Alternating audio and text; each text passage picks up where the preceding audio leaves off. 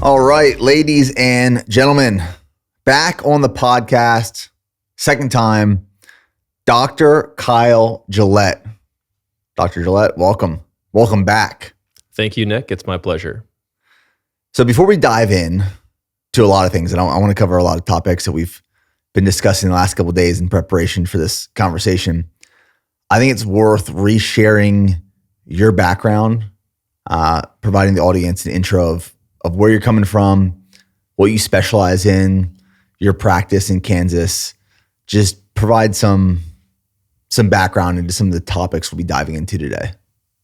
Yeah, I'm from Kansas, as you mentioned, and I'm a board-certified family medicine and obesity medicine physician. And I'm pretty much your stereotypical Kansan. I'm a dad. I have 3 kids. I love health optimization. I like staying healthy myself. But the reason why I got into health optimization is it's how you help most people. We have a very sick population. And as I went through my education, I watched my father, who had a pretty large faith-based Christian practice with, I think, almost 100 nurse practitioners and physicians. And I saw how they really cared for their patients. But a lot of times people still got really sick. They got diabetes, they got obesity, they stopped exercising, they stopped eating healthy. So I wanted to tailor my education in order to help people the most. When you were pursuing being a board-certified family doctor and specializing in obesity, were there other areas of medicine that you were being drawn towards? Like, how did you end up in this area of expertise as opposed to others? Yeah, I'm really glad that I did. I've known that I wanted to be a full spectrum family practice doctor. In the Midwest, family practice doctors still kind of do it all. I knew I wanted to deliver babies, take care of newborns, take care of people in end-of-life care, all of the above, do procedures, work on skin, do aesthetics. But during medical education, I went to med school at the University of Kansas, which I think is an excellent med school. But it was very tempting to do another specialty because for better or for worse, mostly for worse, people want to do a specialty that they think has high status and makes a lot of money. And generally, the most difficult specialty, which is family practice, you do literally everything. So you have to know more. And yes, I understand an inch deep, a mile wide, et cetera, but you literally have to know more. And we put our worst applicants into that. So hundreds of people told me that I was throwing away my education because I was a strong applicant. I was good at taking tests, and that it would be a waste to be a family practice doctor and it can't be fun. But I'm very glad I did not listen to them. That's interesting. Steph and I have had a amazing experience working with you and your team. So after you were on the podcast last time, obviously, we started talking more about the opportunity to work together. And it's one of those things where I'm going for routine blood work or a checkup prior to working with you, and someone asked the question, who's your primary care physician? My answer was always, I don't have one. Urgent care. Urgent care, yes. Yeah. Because when I was in the military, like my primary care physician was just going to, down the road to whoever was closest for med call when I was on active duty military service. And when I transitioned out, I didn't go and try to find a primary care physician, which I actually think a lot of people, at least in my circle and my age, are in a same or similar situation where they don't have a primary care physician. So after you on the podcast last time, we were talking, you are now our family's doctor. And that's been hugely beneficial just in terms of having a resource, questions answered, instead of us going to Google or in an emergency trying to find some sort of answer for a problem we're experiencing. Having a source of truth that can help us and our family. Do you find, and maybe I'm just in a rare situation, but do you find that a lot of people don't actually have primary care physicians? Yeah, it's very common. In fact, most people get a PCP when they need one for a specific reason. For example, a referral. Occasionally, I'll people will refer to family practice doctors as algorithm robots or referral primates, referral apes, because they're just clicking the refer button and then following the algorithm. And they do nothing specialized and they do almost no thinking, but it should be the opposite. And thank you for your kind words, by the way. Many people say, well, you shouldn't Google it, just go on an AI. And we could talk about AI some too, but people understand the importance of a coach or even a nutritionist for whatever sport they're doing. And at the end of the day, a physician should be more similar to a coach. We should explain all the upsides and downsides of every intervention and then come to a decision together. I mean, that's how our working relationship has been. It's just like that. Like, we have questions, we set up a call, we address those questions, you provide solutions, and then we weigh the pros and cons and which options do we want to pursue. So it's been extremely beneficial for our entire family since we started working with you and your team. So I appreciate it. Absolutely. Yeah. Hopefully this will help people, including nurse practitioners and physicians. Shared decision-making is what we're talking about, and everybody is taught this in med school. So everyone can do that. They just have to learn the upsides and downsides rather than following an algorithm. Right. So one of the first things I want to talk about, which kind of leads naturally into, when I talk about getting blood work done, especially in the business here, employees have come up to me after speaking out wanting to get blood work done, and they say, how do I get blood work done? And I typically say, well, go to your primary care physician. They say, I don't have a primary care physician. Or if they do, their primary care physician won't order them the blood work that they're trying to get.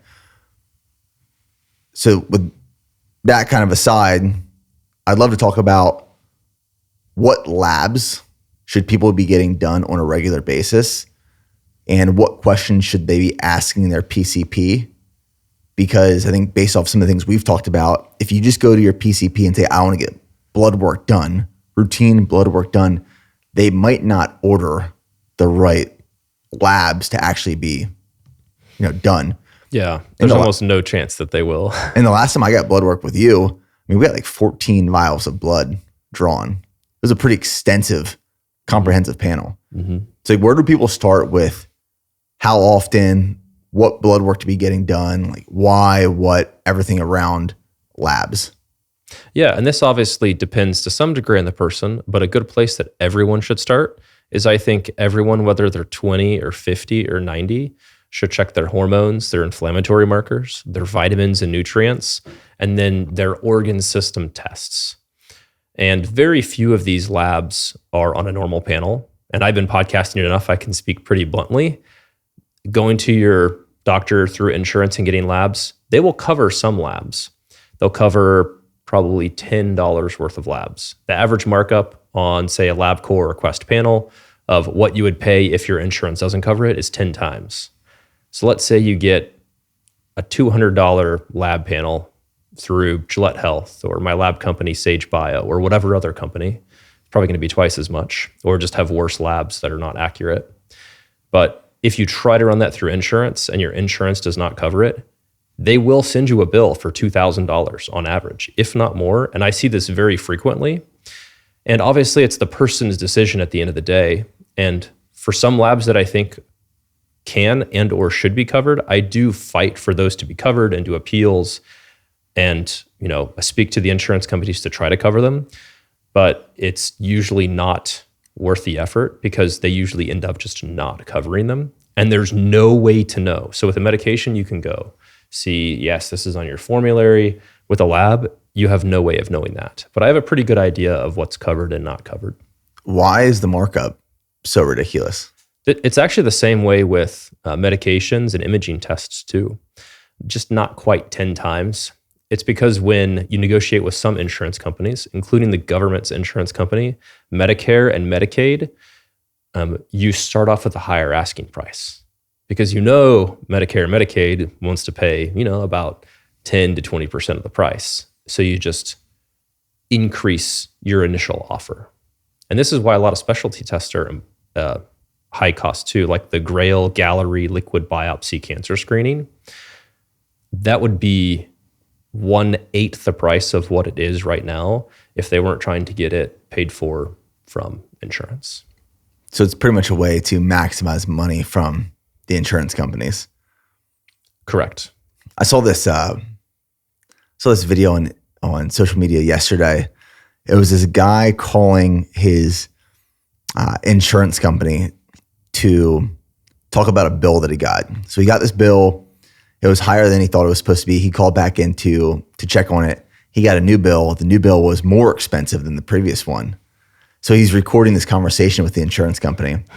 And it was the fact that because he had insurance, it was at a set rate. But if he did not have insurance, there was a discount for not having insurance. So if he didn't have insurance, it was actually cheaper.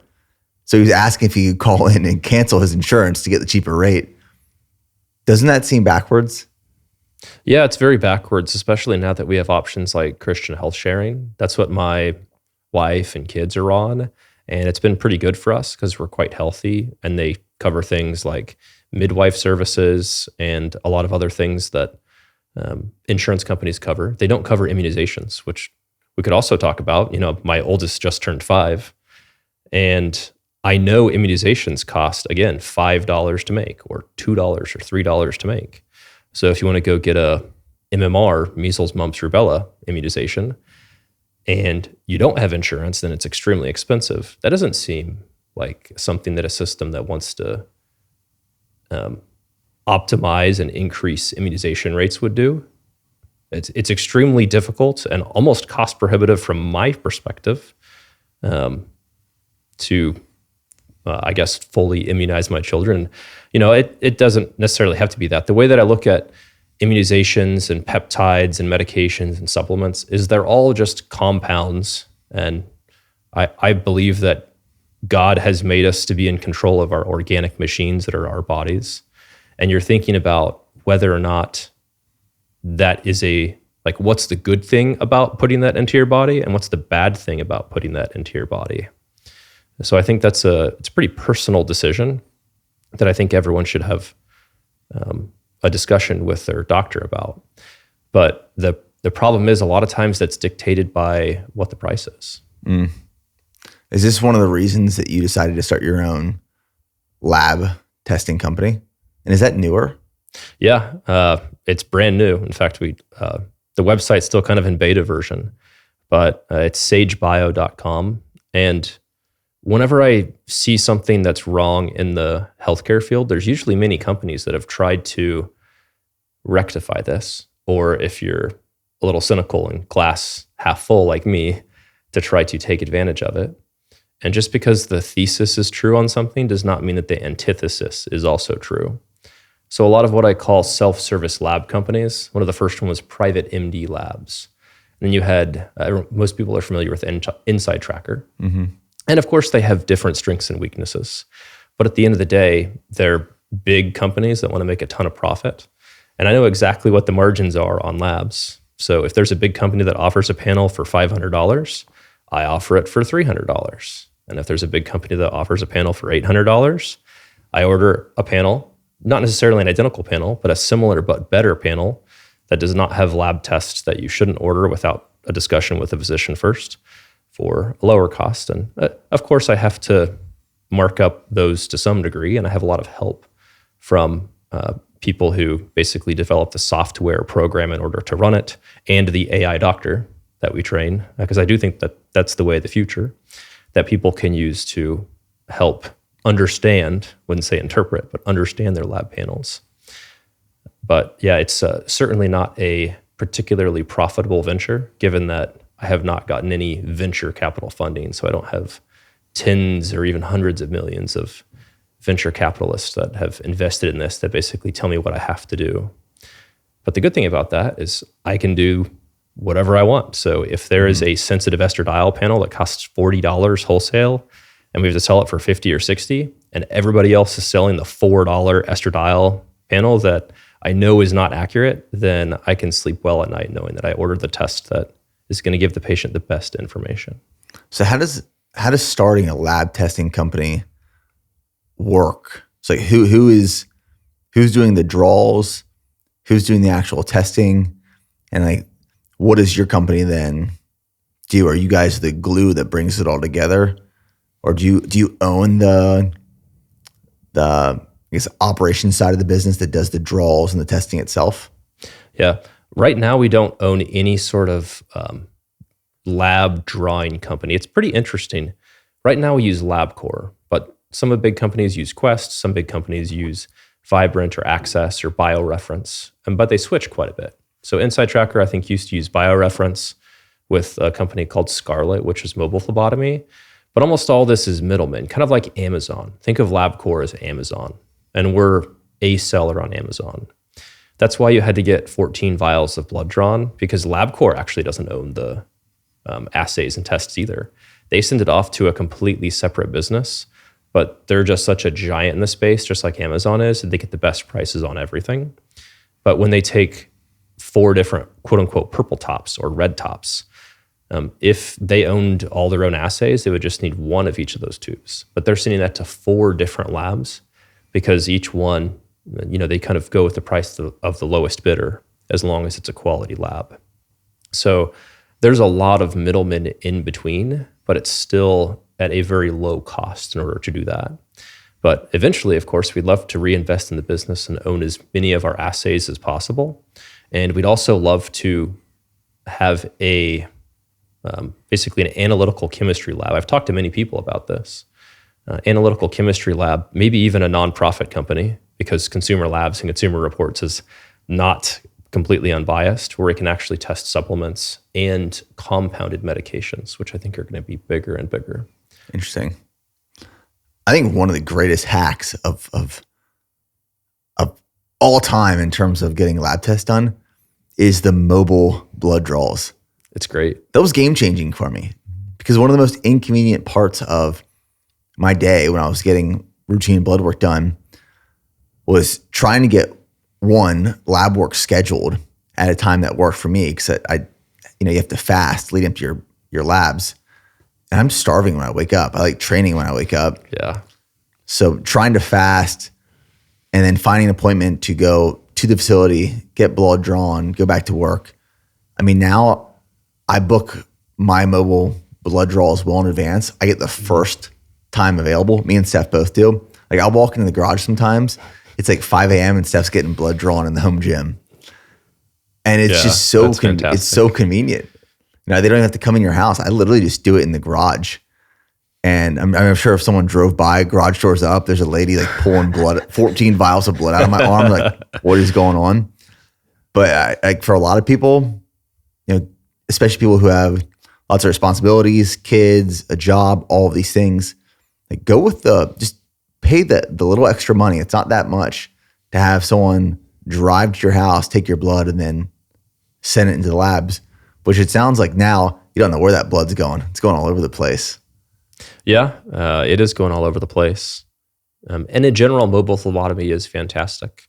If you're getting a hyper-specialized lab, especially one that has specific handling necessities, like an APTT, which is a blood clotting marker, then depending on where you live in the country, if you live on the coasts, you might want to go into a LabCorp, because mobile phlebotomists might be at high risk of mishandling the specimen. It's interesting. Yeah, so there's certainly things to consider. But yeah, if you're just getting your routine labs, for most people, I recommend twice a year, even if you're not hyper focusing on it. Just get your baseline things twice a year. There's enough things that you almost always find something, whether it's low iron status, low vitamin D, your B12 could be improved. You almost always find something. So if someone's, for the first time, has never gotten blood work done before, they go to their doctor or they want to go order labs with, say, your company. You want to get like a comprehensive panel done. You want to home run everything, go all out. What are some of those things people should be adding or looking out for to make sure they're getting everything they need done within that test? If they're listening to this panel, then certainly they want the things that I mentioned before: your hormones, your testosterone, your estrogen, your progesterone, your cortisol, even your IGF-1, which is kind of a marker of your growth hormone. Because part of that is it tells you how you sleep. You make growth hormone as you sleep. You want your insulin as well. and your A1C. Although, interestingly, in some runners, A1C is not as accurate because the red blood cell turnover is a bit faster. But if they're listening to this podcast, they probably want what I call the athlete panel. Maybe I could call it the Nick Bear panel. But you want to get your CoQ10, which converts NAD plus to ATP.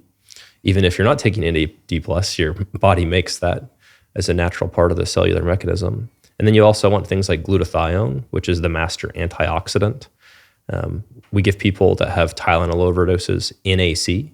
That is one of the 3 amino acids that helps make glutathione, but you can actually check it too. It's just not very common to. And then you can check things like carnitine, which is like a fuel pump that pushes energy, fatty acids into your mitochondria. Awesome. What about in terms of like age groups? Is there something people should specifically be looking for in labs in their 20s compared to their 30s, compared to their 40s and beyond? Yeah. In general, as you age, it's more important to look at intracellular micronutrients. For example, how much magnesium is in the cell, how much zinc is inside the cell, as it becomes slightly more difficult to push nutrients intracellularly as age progresses. And then in both males and females, as you age, it's more and more important to check your hormones for perimenopause or all andropause is periandropause. You don't really have a precipitous drop off, but it does get more and more important. But even for someone who is 20 years old, I think it's important to get a baseline hormone status. For males, you want to be ideally relatively well slept, so you get an accurate reading. Lots of young males try to get lower testosterones to, incentivize maybe doing something or taking Clomid, but that's kind of another topic.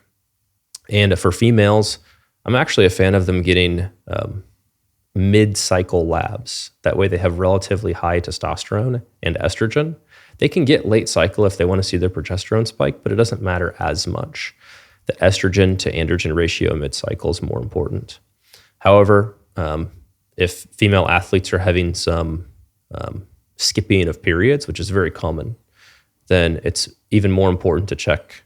You're always going to check your hemoglobin, your hematocrit, your ferritin, but you want to add full iron studies, and you probably want to see what's happening with your estrogen during the cycle as well. So sometimes I have them do urine tests after the blood test, like a MIRA, M-I-R-A test that looks at estrogen metabolites or progesterone metabolites.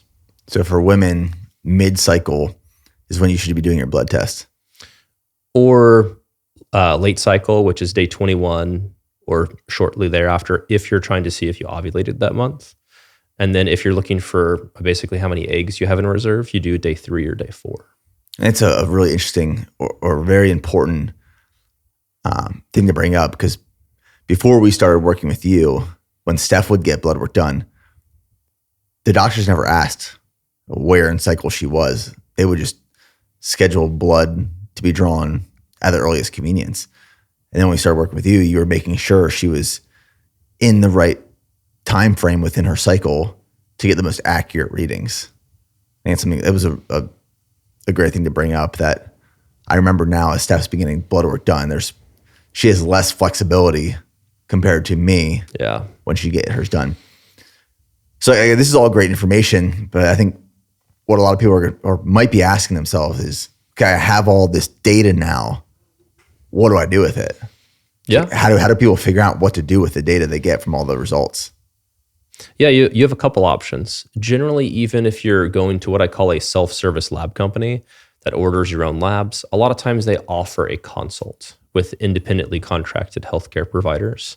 So of course, that's always an option, is to talk to a doctor or a nurse practitioner about it. But what most people do is now they just ask ChatGPT or some other sort of AI robot, which are very knowledgeable about health, but they've learned from the internet. So they might overdiagnose. And I do have patients with these conditions, but a chatbot will likely overdiagnose mold toxicity or heavy metal toxicity or Lyme disease. But it's important things to keep on your differential depending on your symptoms. But the input is very closely correlated with the output.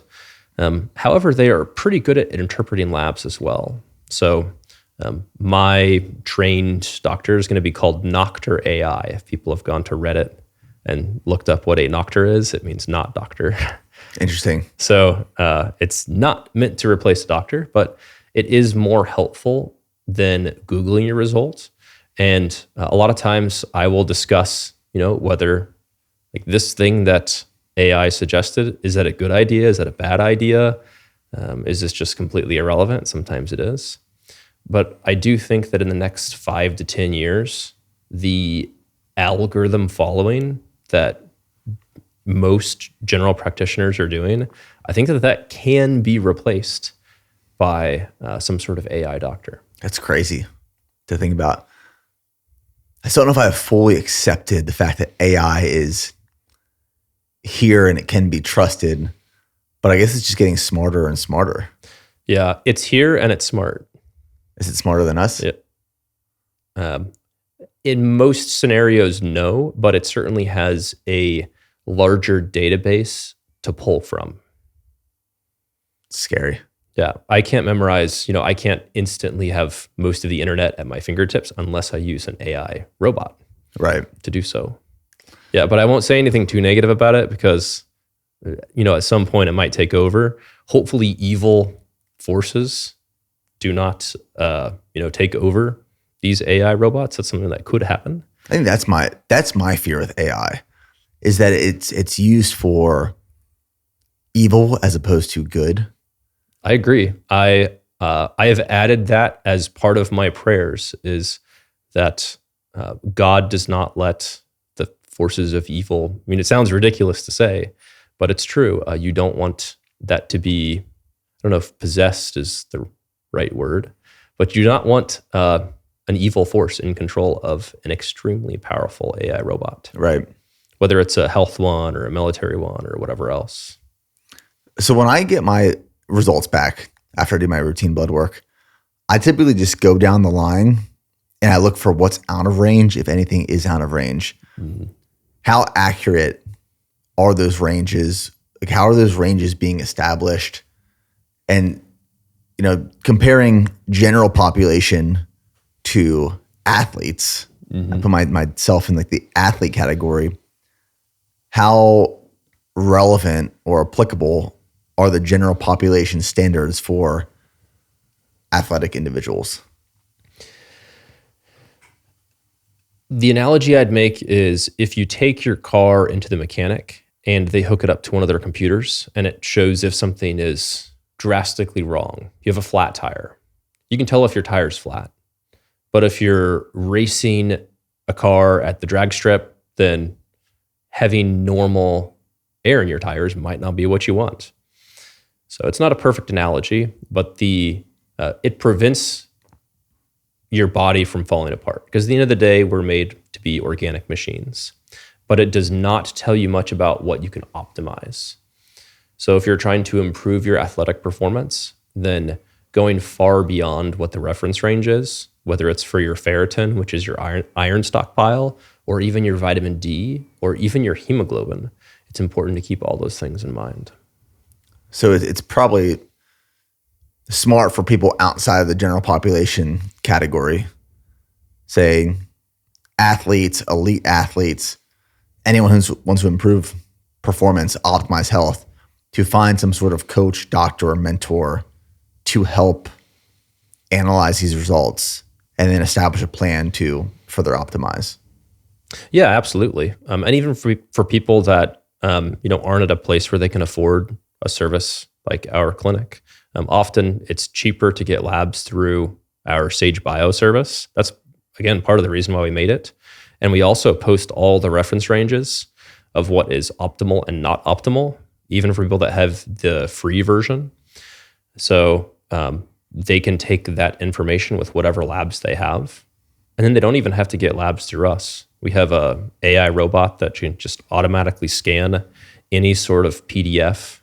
You can write your labs by hand, and as long as it knows that it was this assay, it can put it in, tell you if the assay is accurate, compare it to your other ones longitudinally, and then tell you what's a normal range and an optimal range depending on what your goals are. And of course, we're going to continue to fine tune this, but this is hopefully something that can provide information to the public that they can use a lot of it free of cost. I've always said for years, I post all of my ideal lab panels on my website, and people can go look it up and take it wherever they like and get those labs ordered if they have a better way to do that.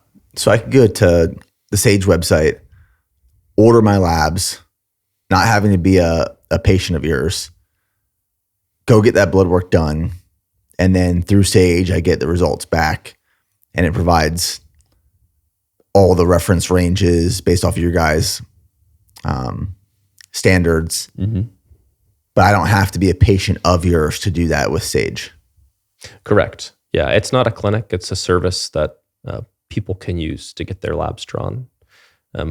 Now, we don't have it tuned to where we can take a slider and put, endurance runner or, jump roper or whatnot. And then the references change, but that'd be relatively easy to add in the future.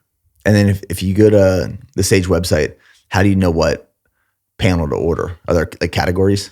Yeah, there's categories. So again, if people are listening to this podcast, something like an athlete's panel, some people that are interested in hair loss prevention, like myself, probably interested in a more hair specific panel. I mean, I think this is a great business that you started, because before I started working with you, I'd go on these websites. Like I used, what would you say it was, Private MD Labs? Yep. I've used them before. There's another service that I was using. Can't think of the name off the top of my head, a few years ago, but they're like outdated. They're dinosaur models. You don't really have these like well-established categories. It's individual tests, individual biomarkers you're looking to add. And by the time you add up all these biomarkers into this lab kit that you want to get, it's like $1,000. Mm-hmm. Hey, well, what do I pull from? What do I actually need? So I think this is a great service that you're building out. Great new business.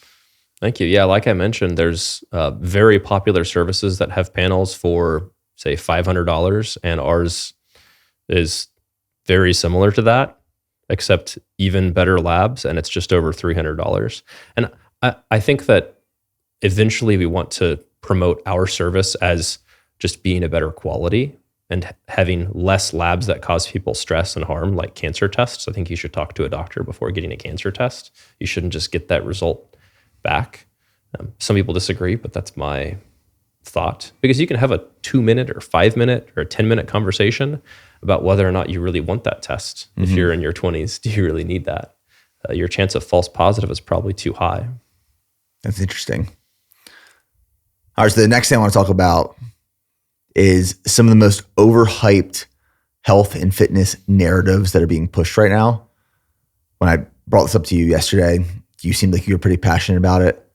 I'm pretty passionate about it because it feels like you go online, you go on social media every day, and if you just consume an hour's worth of the Instagram algorithm, you're going to arrive to your dinner table that night and you're going to end up with a glass of water thinking, I can't eat or look at anything else. So I don't even know where we get started on this one. I like to throw one out there before we dive into some of the things you want to bring up. You previously brought up mold. How big of an issue is mold in terms of our exposure on a daily basis? Yeah, for most of us, it's not a huge issue. I am sensitive to mold myself, but I'm also very sensitive to things like ragweed. In fact, I'm more sensitive to ragweed. And if there is a ragweed plant growing in my house and circulating through the HVAC system, then I would absolutely remove the ragweed, but I wouldn't take thousands of dollars of supplements in order to recover from that. I'd let it wash out of my system naturally, which usually mold can do. The problem is that people will go to a functional medicine clinic, and I practice root cause functional medicine. That's what it's supposed to be, is you find the root cause and you address it. But the problem is people go in, and a lot of people listening will have this story. The NP or doctor will tell them, well, without even doing blood tests, just looking at you and hearing your story, I can tell it's one of 3 things: mold toxicity, heavy metal toxicity, or tick-borne illness, probably Lyme disease. And it is I've heard this story so many times. I don't think it's just a couple clinics that are propagating it. Oh, I've talked to functional medicine doctors. That was the exact scenario I was in the past. Like those three things were brought up. That's funny. Yeah. And like I said, I do have patients that have all of those, well, not all three of them, I don't think, but I have patients that that are extremely sensitive to mold, and things like orchitoxin can be, can have a lot of deleterious health sequelae, but they're very rare. And most of the testing that is used to evaluate these things is not accurate. So I've had patients that are very health focused and are very open-minded, as I am, and they're concerned for heavy metal toxicity. So they go and order a heavy metal test from a popular website for a lab, and they've been eating a whole bunch of tuna. And of course their mercury comes back high, and they're very stressed about it. So I reassure them, but between them getting the test and me being reassured, multiple other functional medicine clinics have offered them plasma exchange, which is called plasmapheresis, or chelation therapy, or a whole bunch of other things, which they say these have no downside, but those do have risks, actually. They're just not hugely significant risks. And one of the other downsides is they're very expensive to do, and it delays, presumably they're doing this for a symptom. If that person is not actually heavy metal toxic, it delays the diagnosis of what's actually happening. So if you are exposed to mold, I'm interested in this now because the people who are on this narrative push it like it's taking over your entire life. It is like you are possessed by the devil and you need an exorcism to get rid of it, essentially. Mm-hmm. So say, for example, I live in an old house that has carpet throughout, and that carpet has mold in it. So I'm exposed to mold, and I've been exposed to this mold for 5 years. Does that mold, or can that mold take over my body? Can it fill my body and cause all of these symptoms? Is like, it that like big the of a Last deal? of Us game? Yes. Yeah. It's not going to take over your body, but there is a lot of truth to leaky gut. The tight junctions in the gut can be more leaky blood-brain barrier. So a lot of times, people have heard of meningitis. There's bacterial meningitis, which is life-threatening. There's some, mild or viral / aseptic meningitis. But you can also have irritation of the blood-brain barrier in general. And mold can increase the irritation of that, but even severe allergies can do the same. A lot of autoimmune conditions can do the same as well. And there is a healthy microbiome that interplays with fungus. Then there's actually probiotics that are fungal probiotics that you can take of many types, different species of Saccharomyces genus. But it's not going to take over your mind and possess you like in that video game. Mm-hmm. So does our body do a much better job than we give it credit to maintain homeostasis and clear out the bad on a regular basis? Yeah, in most cases. And just like I see with training, most guys in general need to do more cardio. Most women need to do more resistance training.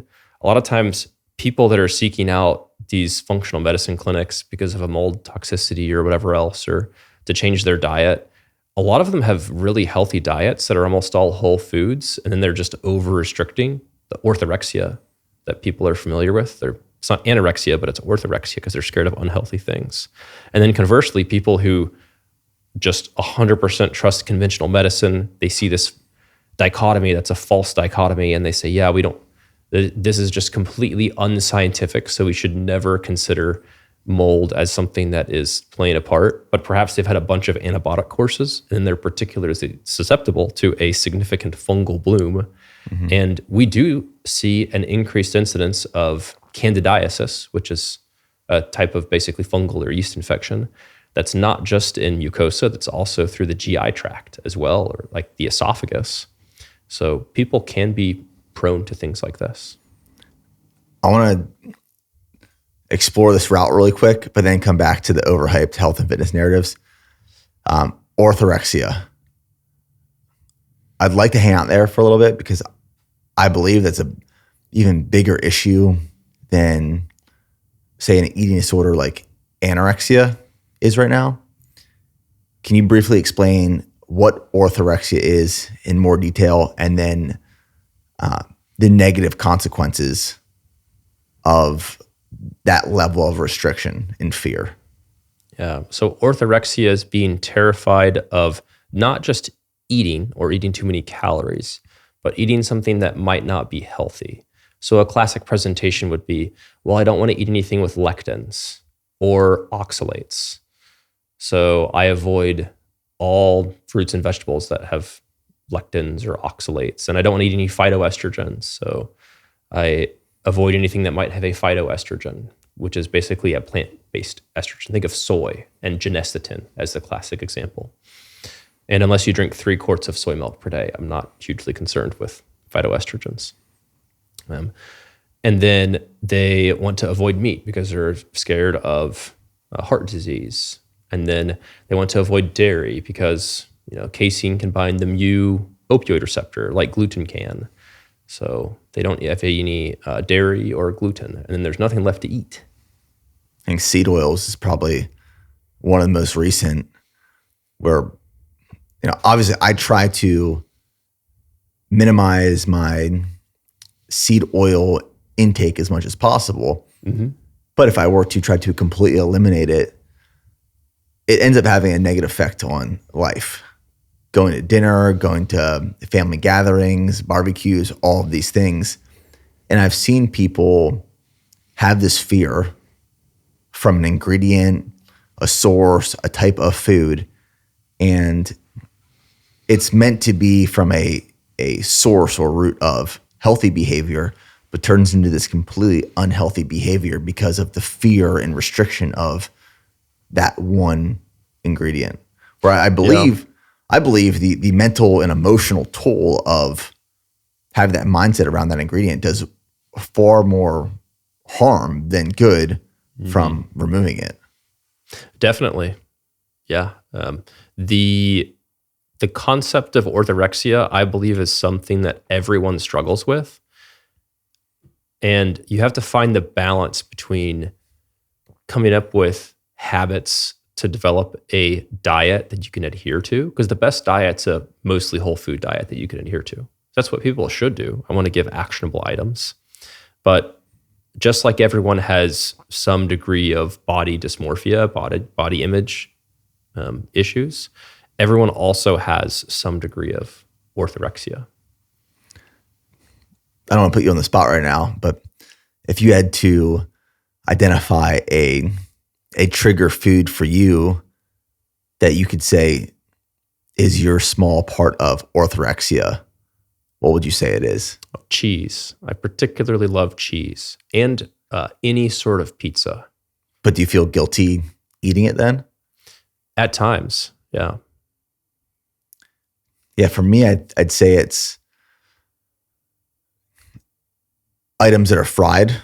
If I go to dinner and it comes out and I know it's been fried and there's all these oils and sauces added onto it, I'm not thinking how good is this going to taste. I'm thinking, how am I going to feel after eating this? How is this going to affect my training the next day? Yeah. So I'd say that is one of my triggers for orthorexia. Yeah. With cheese, I don't want too much cheese or even Fairlife milk. I don't want it to affect my skin because I'm really prone to breakouts or oily skin. So if you have is it dairy, all things dairy? Most things dairy. It's to some degree meat as well. I think I'm just very prone to things that drive up IGF-1 in my case. Is it more so soft cheeses than hard cheeses? Do you find a difference between the two? Not particularly. I do okay with soft cheeses, even though they have more carbohydrate in them. I could eat hard cheeses. Like if you give me a block of Parmesan, dude, I could eat a block of Parmesan daily. I do love hard cheeses. Oh my gosh.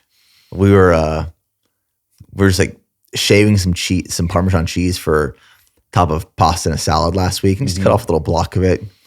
I'm like, I I don't think I appreciated how good Parmesan cheese was growing up. Because when we bought Parmesan cheese when we were younger, in our family, we'd have like spaghetti night. My mom would buy the jar of already shaved, grated Parmesan cheese. Yep. You pop the top, it has like the little circles on top. You just throw all of that on top of your spaghetti. We would never buy a block of Parmesan cheese and grate it ourselves. Yeah. Last night, the go-to-bed snack for my 2 oldest kids, I gave them each chunks of the block of Parmesan cheese and just cut off. Yeah, unfortunately, it's a little bit more expensive than other cheeses, but they particularly like it. And I do have orthorexia for my kids, but usually not for cheese or dairy, because I know it helps with growth, and I know that there's little downside because they're very lean.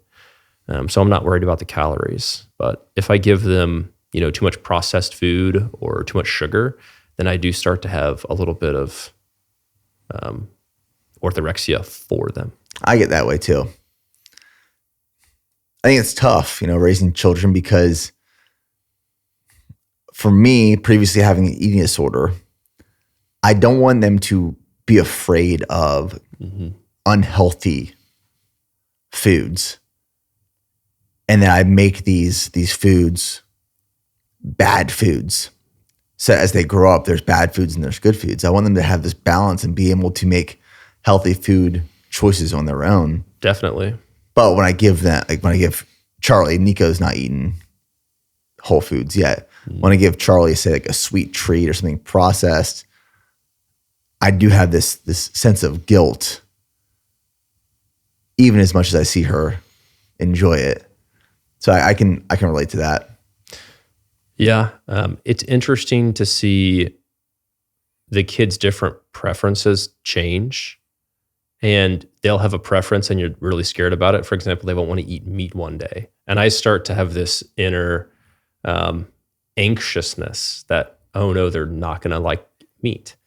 But it just turns out to be another one of the fleeting, kids will like something one day and not like it the next day. Eggs. I love having eggs every morning, and sometimes they just don't like their eggs one morning, and almost every single time I get concerned about it. Yeah, Charlie's in a phase right now where she doesn't like breakfast at all. So what I've been doing is she drinks milk every morning. I've been putting a half scoop of whey protein in her milk. So she gets like 15 grams of protein. Yeah. To start the morning off every day. You could do albumin protein if you wanted. Egg white protein. Oh, that's a good point. Yeah. Not that whey's bad. It's just a little bit faster digested than albumin or egg white protein. Yeah, that's a good point. Yeah. So from your perspective, what are some of the most overhyped health and fitness narratives being pushed right now? Yeah. Avoiding dairy, I suppose, would be one of them.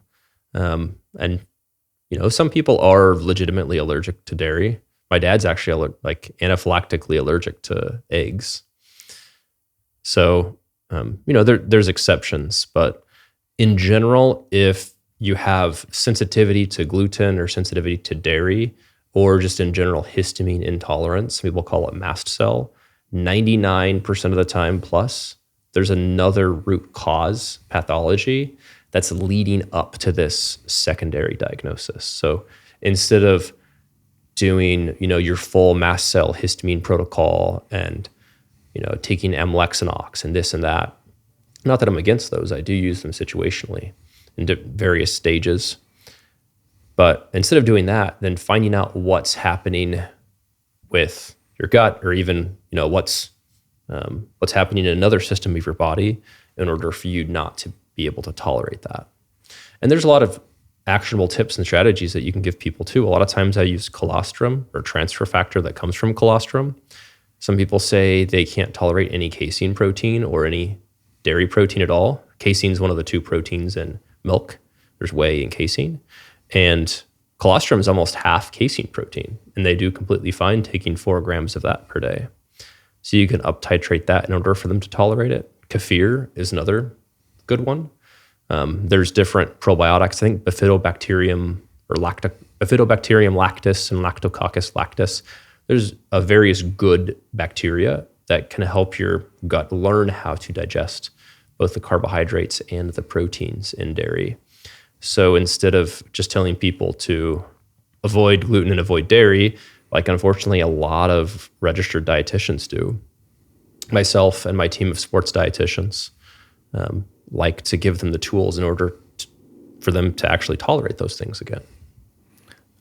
Why do you think so many people fear, we could probably say gluten and dairy, but let's focus on dairy now. Why do people fear dairy? Is it because they're being told to fear and eliminate dairy? Or is it something they think they're experiencing that they just intuitively attach to, well, I'm consuming dairy, that's why I feel this way? Partly, and a lot of people do feel significantly better when they cut it out. Mm-hmm. So it does bind that mu, which is the Greek letter for you. It does bind that type of opioid receptor in the gut. And another thing that binds it and activates it is Imodium or loperamide. So just like a tube of toothpaste, your gut's not going to work particularly well if you're squeezing in random places and not very strongly. So that can be the case when people have gluten and dairy, and people notice their bowels change afterwards. So seems like there's very direct cause and effect, but the dose makes the poison. So perhaps not eating 3 different sandwiches per day high in gluten, and then a whole bunch of glasses of milk. Work your way up to that slowly. And there is things like low-dose naltrexone or LDN, which is actually a prescribed medication. A very low dose of that can block some of those receptors and attenuate a lot of that effect. That way, you're having that more organized squeezing of your tube of toothpaste and your digestion's a bit better. What are your opinions on raw milk as opposed to your typical store-bought pasteurized milk? Are there actual benefits to raw milk? I've heard people say, we buy raw milk at the farmer's market because it's delicious. You get the cream on top. It tastes like a milkshake. It's phenomenal. Some people will say they can drink raw milk, but they can't drink regular store-bought pasteurized milk. Mm-hmm. Is there validity to that? There is. So it's kind of a different version of kefir, which is the probiotic yogurt drink, basically. Or, it has similar digestion benefits. So it's absolutely true.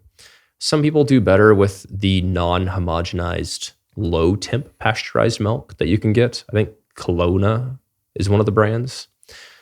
But I'm not totally against raw milk. There, of course, is an infection risk since it's not even low-temp pasteurized. But I think it's reasonable to drink that for people that choose to. I don't think that it's particularly more dangerous than a lot of the other things in our diet, if that makes sense. Have you ever heard of the book called Super Gut? I think I have. I can't remember if you mentioned that to me. I might have brought it up to you. Yeah, I think you did. I might have told this story before, so forgive me if I have. I read this book a few years ago, and I was really into probiotics at the time and kefir. I was drinking goat's milk kefir every day, which I actually love. Interesting. Goat's milk, and I love goat cheese. Mm-hmm. Steph, when I first started dating Steph, she hated goat's cheese. Now she loves it.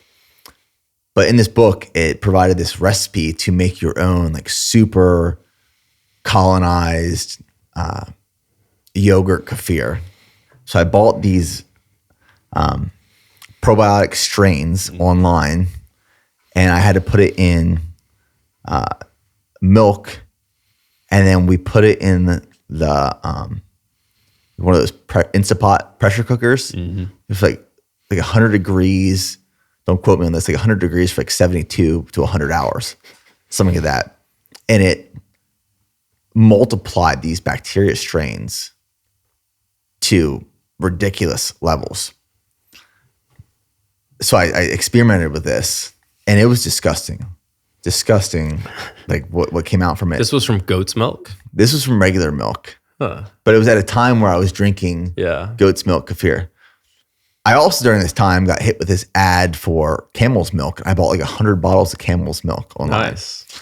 But to wrap up the story, I consumed this yogurt that I made and colonized. I didn't go to the bathroom for 10 days. So I gave up on that. It backed me up to the most uncomfortable extremes of my life. So part of the reason I share that story is the power of dairy and probiotics and the impact on the gut for better or for worse. Definitely. What other overhyped health and fitness narratives are you passionate about right now, if any? Yeah, fructose is a particularly interesting conversation because there is decent scientific data that's preclinical animal data to where fructose makes you very obese and makes you gain a whole bunch of body fat. However, most people listening to this podcast are probably familiar with the fact that fructose is a great intra-workout carbohydrate source and has a lot of benefits for the active individual. And some of my favorite foods, like blueberries, are high in fructose. So if blueberries are not right, then I'm just choosing to be wrong, I guess. But in all seriousness, if you're going to do a very dirty bulk, I do think that fructose has the potential to put more visceral adipose on you. So fat in and around your liver. So my main advice is, unless you're one of the world's strongest men and you need to do dirty bulking and get to, huge amounts of calories for basically your career, then just don't dirty bulk. And then fructose is completely fine. So are people afraid of fructose right now because of the potential of adding on unwanted visceral fat? And is it actually a concern? Yeah. If you're going to do a bulk phase where you gain a lot of fat, if you consume a very high percentage of fructose as your calorie source. What would you say like a high percentage is? Like over 50? I wouldn't say 50. I'd say if you have, let's say 20% of your diet is fructose, or 20% of your carbohydrates are fructose, then you'll probably gain a little bit more visceral adipose. If you start your caloric surplus, because I have gone on caloric surpluses in the past. I think I mentioned I did it to keep up with my wife for our CrossFit competitions. But, I've gained 15 or 20 pounds, and I do try to avoid high fructose and just generally fructose corn syrups during that time. But I always have less than 1 pound of visceral adipose when I get my DEXAs. I usually have less than half a pound, if not 0.1. So if there's somebody that is an average American, then first their job is to go into a caloric deficit. And a great way to get healthy sources of fiber and polyphenols and anthocyanins and other good things is to consume berries, which often have fructose. Yeah, even apples have fructose, and apples are one of my favorite diet foods. So on a diet, I think fructose is fantastic. Berries are one of those things that I have. It's like one of my non-negotiables every day. It's one of the easiest ways for me to get polyphenols, fiber. I have like a whole carton of raspberries every morning. I have some blueberries, typically with my pre-workout overnight oats. There's a lot of fruits that I used to consume that I don't consume as much anymore. I experimented with a little bit of a low FODMAP diet a few months ago. So I minimized my banana intake, which I used to always have at least one banana a day. So I don't eat as many bananas anymore or as many apples, but I consume more berries now. I actually have found that my stomach handles berries better than apples and bananas. Interesting. Yeah, a lot of times bananas lead to significant constipation, especially in children that overconsume bananas. Why is that? I'm not sure. It's pretty low fiber, and I could see it gumming up the bolus in your gut. But I don't know why bananas are particularly bad for constipation. Banana is kind of a fake fruit. So I think bananas are wildly overrated. They're pretty sugary. There's not as much fiber as you think. Even the potassium content of bananas is kind of, it has a lot of potassium, but not that much more than a potato, if that makes sense. Like if you're going to eat a full serving of potatoes, it's actually a pretty good source of potassium.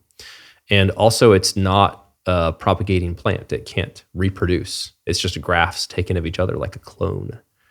They are delicious though.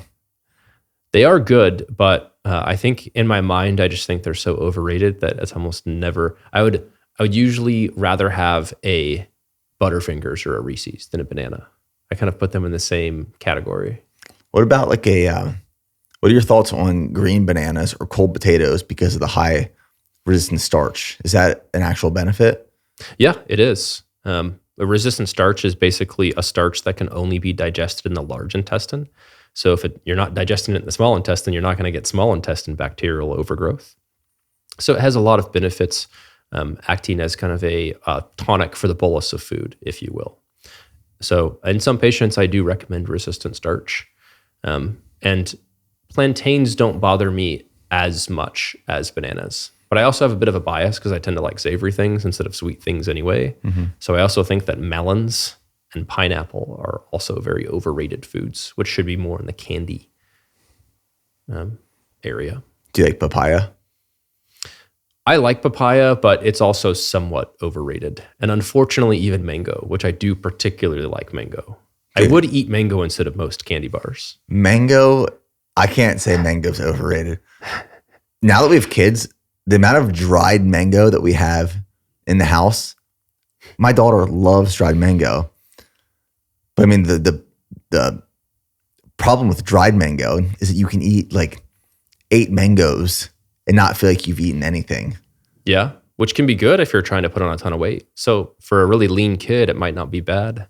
Yeah, but for me and my wife, it's not the preferred right now. Yeah, that's true. Same thing for macadamia nuts. Macadamia nut butter and then macadamia oil. I love the fat content of it. And I actually have a full bulking protocol. I'll post it on my website if people are interested. But my middle child is very tall and skinny, kind of like I was as a kid, and maybe still now, depending on your definition of tall and skinny. But he was first percentile for BMI.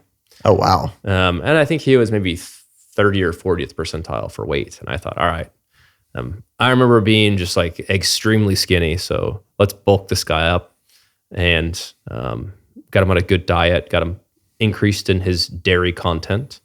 So I'd mix even some like triple cream Icelandic yogurt or triple cream Greek yogurt. He particularly likes that.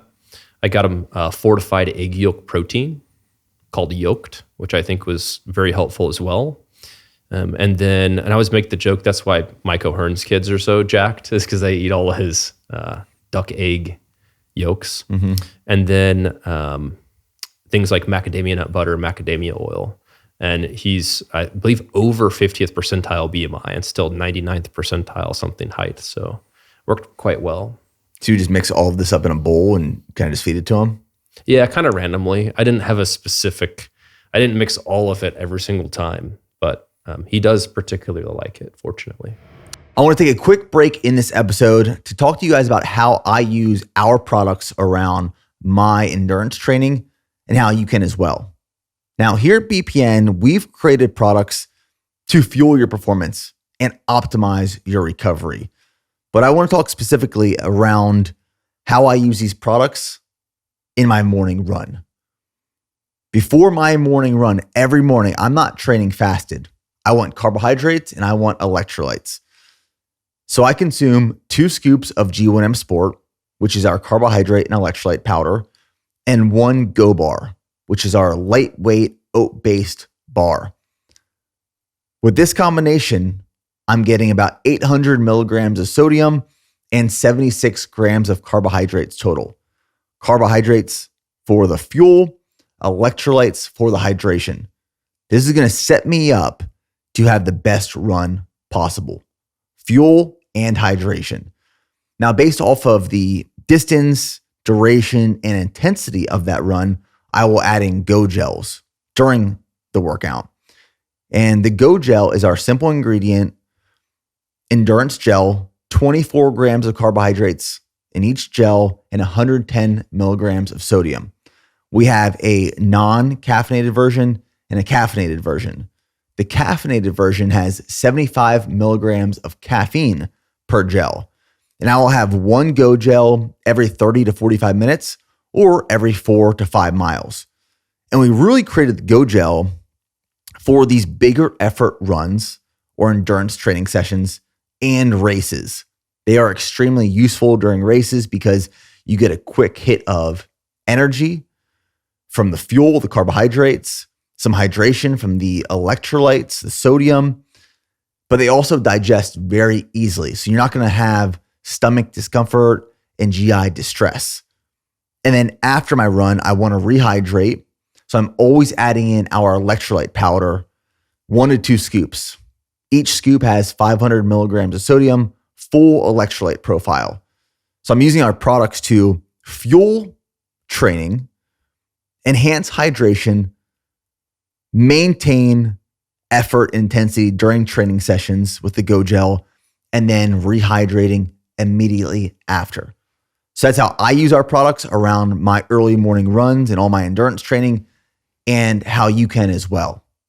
So go to bpnsubs.com, check out all of our endurance products to fuel your performance. And now back to the episode. Yeah, going back to resistant starches, I love cold potatoes, and I do find that they digest very easily for me. You have to cook the potato first and let it cool. That's one of my travel hacks though, is if I am having a long travel day, I always travel with food. So I'll cook some potatoes the night before, put them in the fridge, let them cool down, throw them in a Ziploc bag and carry them with me. So I'll be standing in the line to go through TSA, eating a potato. Yeah. And we were traveling with my wife's family a few years ago, and I was standing in the TSA line eating a potato. They thought I was eating an apple. They're like, what is that? I was like, oh, it's just a russet potato. It's cold. But I'll take potatoes with me traveling, cold steak, cold meat. Like I always have food with me, but I think cold potatoes are a hack, not just for the convenience, but the resistant starches from heating and then cooling those foods. Yeah, definitely. That's kind of a stereotypical ultramarathoner thing too. Like get the baked potato, maybe even put it in a tube of toothpaste or something, you know, the tubes or peanut butter, and then you squeeze it out and eat it. Yeah, I remember my first marathon ever. Yeah, I was like mile marker 16, 17. I was sucking at that point. People were handing food on the course, you know. There's bacon, people were handing out alcohol, pickle juice, all these things. And I just grabbed something from someone. I knew I needed some sort of fuel in my body. And it was a potato. They were cold potatoes covered in salt. And it was like the saltiest thing I've ever had. It almost burned my mouth. It was so much salt. Wow. But you just sharing that takes me back to that one moment. I remember just being scarred by the salty potato at mile marker 16 at the Austin Marathon in 2018. Yeah. What do you think about the various companies, including yours, that make electrolyte-rich things, or just packets of electrolytes or jars of electrolytes? Why do some people like them so much more salty, and then some people like to taste almost no salt at all? Because there's a couple different groups of people. For me personally, and the way that we formulate our products, I want you to taste some of the salt. One, it's like this mental acknowledgement that the things that I'm consuming are salty and they're replenishing what I'm losing. So I want that feedback loop of I'm looking for something with electrolytes to replenish and rehydrate. I want to know that I'm drinking something salty. I think some people just don't like that experience. They want to drink something that, I think a good example, people ask us sometimes to create products that are unflavored. And the reality is if I create a whey protein powder, but we don't add any flavor or any sweetener to it, there's still going to be a flavor. People assume that when we don't add flavor or sweetness, it's just going to taste like water. Yeah. But that's not the case. So for me, it's the same way with like an electrolyte powder is, one, I want people to know that when they're drinking it, there is significant sodium content in that product to replenish and improve the performance. And you don't actually mistake it for, am I drinking Crystal Light or am I drinking an actual performance beverage? But I think some people just don't want that or care about that positive feedback loop. Yeah. Yeah, that's a good way to approach it, I think. I've also been interested how common slightly low iodine levels are. And I think partly because it's skewed to people of generally higher, not even socioeconomic status, but higher health care. They care about their health more. They're conscious. And then they just avoid any sort of iodized salt because that's not the perfect form of nascent iodine. But then they also don't consume sources of iodine from the sea. So I'm interested to see how many more companies start incorporating iodine as a ingredient in, if nothing else, a multivitamin. What are the symptoms of deficiency of iodine? Generally, thyroid dysregulation. Iodine's used to make thyroid hormone. Thyroid hormone has either like 2 or 3 iodines that are made, and as your body activates thyroid hormone, it cleaves off one of those iodines with a deiodinase enzyme. So they can actually be somewhat similar to mercury toxicity because mercury interferes with enzymes that are cofactored with selenium. And one of the main ones is an enzyme that your thyroid uses to make more thyroid hormone. So if you have slightly low iodine, slightly low selenium, which is what people classically think of Brazil nuts for, and then slightly higher mercury status, you likely are going to develop some degree of thyroid issue. I guess going back a little bit on that note, talking about orthorexia, and this is probably a really broad question because there's so many different categories and types of orthorexia of what people are trying to minimize, eliminate, or remove. Are there common deficiencies you see general population that people are experiencing due to the restriction of certain foods or ingredients? Yeah. Vitamin D is a big one, not just because of dairy restriction, but because of restriction of being outside. We're meant to be outdoors more often. Iron deficiency is another one, partly just because people supplement with calcium so often. If you're consuming a lot of calcium, you're not going to absorb iron as well. It significantly decreases iron absorption.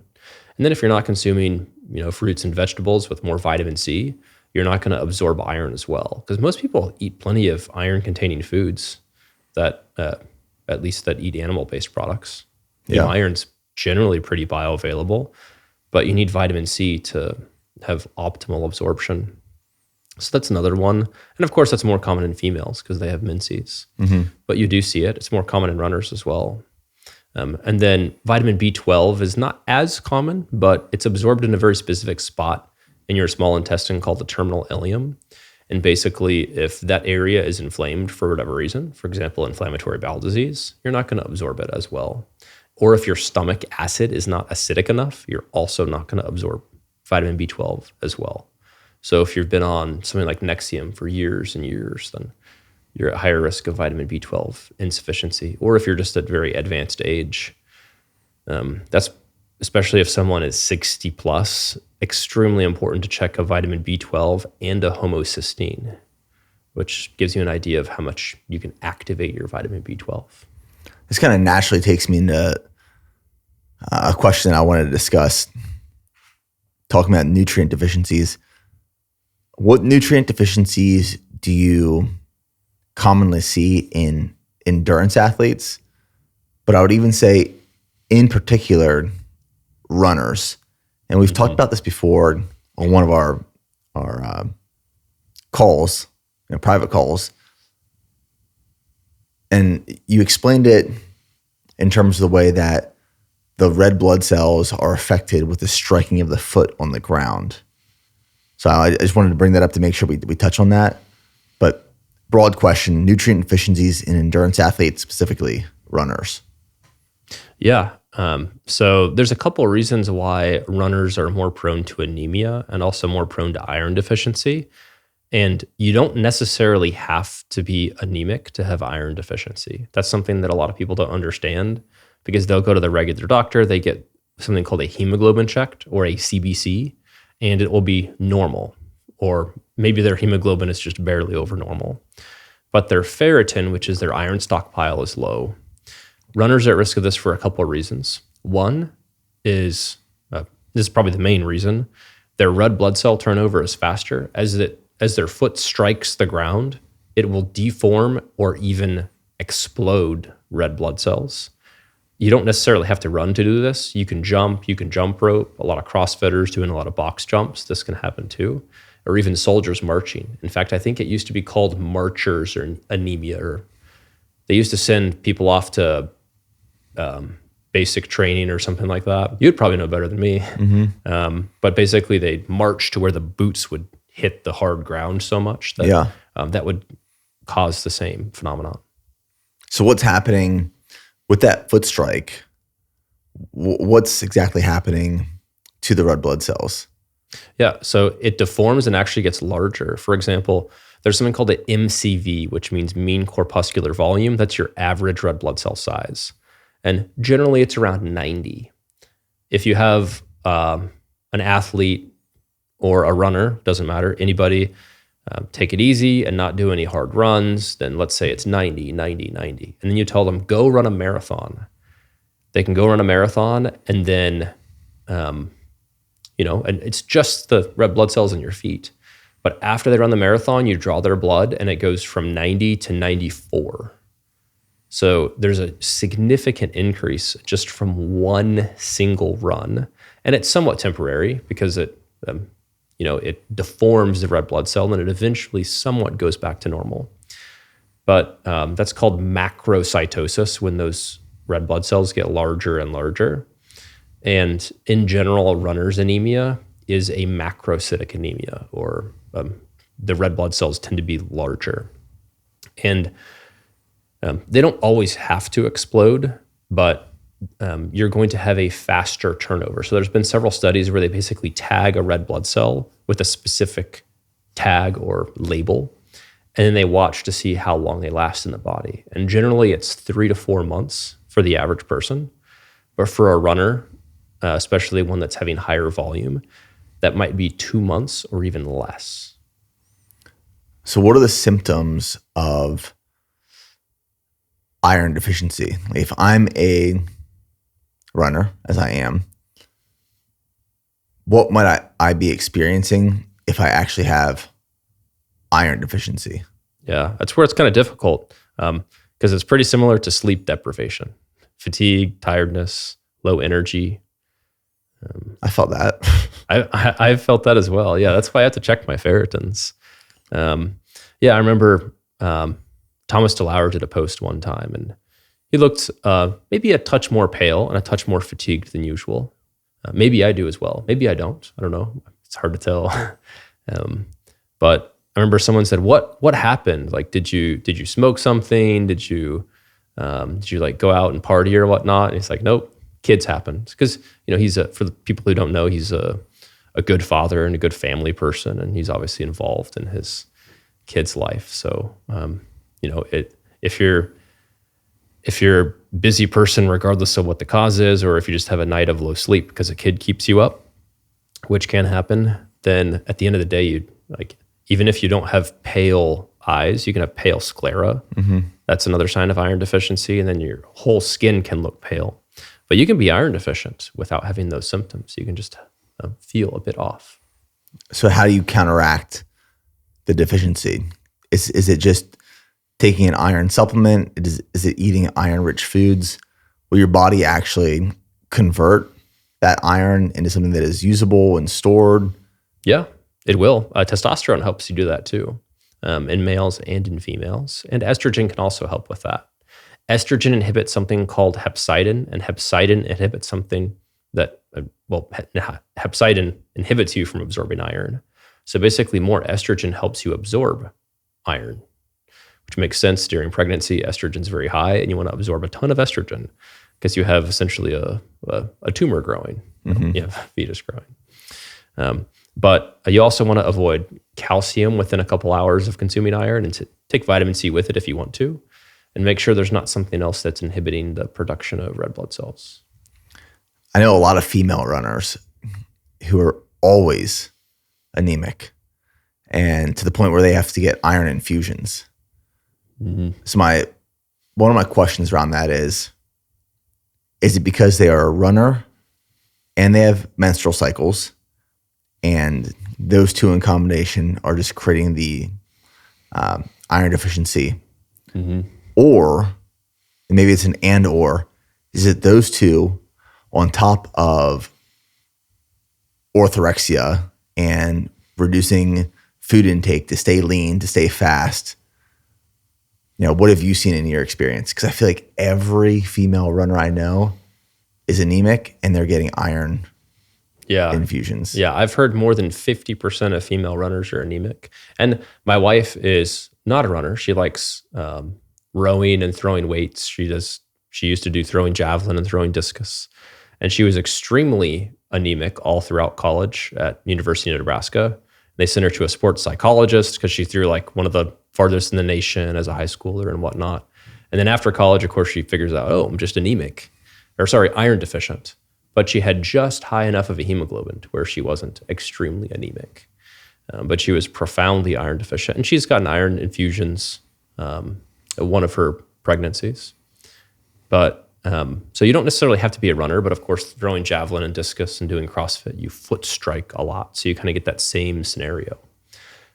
One of the things that helps some females, if they're a lighter body weight, then their metabolism is slower. They just don't consume as many calories.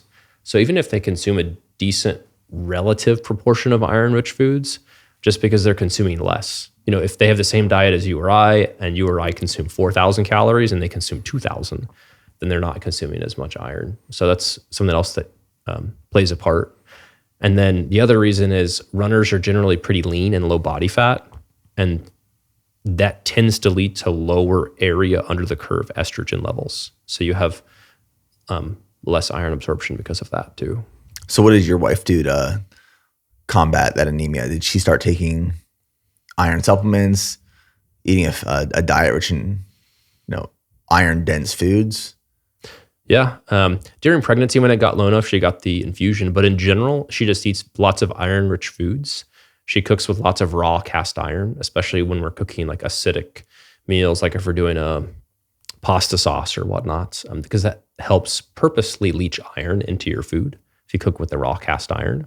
And then she just eats a lot of good heme iron sources and other iron sources as well. And surprisingly, she's not completely against supplementation, but she's not nearly as for supplementation as I am. And part of the reason I like it is just convenience, but she tries to get it from her diet. And then occasionally she'll supplement with iron if I put the pill into her hand and tell her to take it. Yeah. But what would you say to a female endurance athlete who has to get regular iron infusions, say every couple of weeks, every couple of months, and they just accept the fact that, well, this is what I have to do? Is that acceptable? Or is there another course of action they should be taking or exploring? It's not completely unacceptable, but it's very likely that they could decrease the amount of infusions that they need. Whether it's timing of supplement when they take their calcium or even when they take dairy, you can supplement with iron multiple times a day. And for people in that situation, I try to use multiple types. So there's two main types of iron supplements: your iron salts and your iron polypeptides. And in general, iron salts are actually better absorbed and better tolerated. We found that out later because the iron polypeptides were kind of the second ones to come around. However, the iron polypeptides do not make the little hairs in the gut called cilia. They don't affect them as much. So there might be a benefit of doing some of both, but I usually pick two different types of iron salts, like an iron bisglycinate and, ferrous bisglycinate, and then another one, whether it's ferrous fumarate or there's several types. And then at different times of the day, you take those and just make sure you're not taking anything else at the same time that's going to inhibit the absorption of those. So outside of iron deficiencies, on the topic of endurance athletes, specifically runners, are there other nutrients, vitamins, minerals that these individuals are typically deficient in that you see? Yeah. One surprising one is vitamin D. You'd think if they're outside quite often that they would not be as deficient, but it is very common to see someone that's at least insufficient of vitamin D. So I do like to check vitamin D. And then if they supplement, most often I like a soft gel of vitamin D3, K2. And there's, of course, ways to get that from the sun and in your diet, if you're able to. And then another, I guess, sort of nutrient that many runners are insufficient in. Most people do not get enough magnesium and potassium in the diet. So those are relatively easy things to check.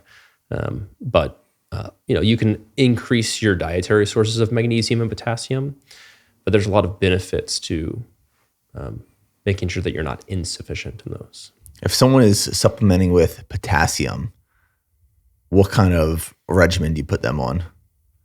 Yeah. The most important thing is don't take it right as you're beginning a workout or a really hard workout, especially if you're on anything else that could increase potassium. Because as you exercise, you release a bunch of potassium into your bloodstream temporarily, mostly during the workout and a few minutes after. And you don't want to cause your heart to have an arrhythmia from too much potassium. So it's fine to have some potassium. I wouldn't worry about the potassium in an electrolyte packet. And occasionally, if I don't have an electrolyte packet around, I actually get a tiny bit of what's called Morton's light salt, which is basically half potassium chloride, half sodium chloride. And put a little bit of that into my pre-workout or protein shake. So that's also reasonable to do in small enough quantities. But the easiest thing that I add in is I just tell people to use Morton's light salt because it doesn't taste disgusting like pure potassium chloride, and then use to taste. That's good to know. So kind of moving on to a completely different topic that I believe is very important and applicable to like what we as the world is experiencing right now is fertility issues. And I'm curious from your perspective, are fertility issues becoming more of an issue, or is it just that people are more so speaking about them more openly than they were in the past? Yeah, they're definitely becoming more of an issue. There's a couple main drivers of this. One of them is that both males and females are less fertile. A lot of it is because they have poor metabolic health and they don't exercise frequently. But from the male standpoint, sperm counts are lower than ever. They've decreased pretty steadily in a somewhat linear pattern.